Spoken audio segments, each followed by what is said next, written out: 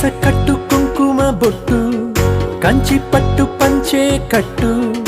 అల్లుకుంది అనుబంధము మమతలు ముడివేస్తూ తను తన తాళి బొట్టు ఆమె తన ఆయువు పట్టు ఏకమైంది దాంపత్యము 7 అడుగులు వేస్తూ నాలో సగం నీవంటూ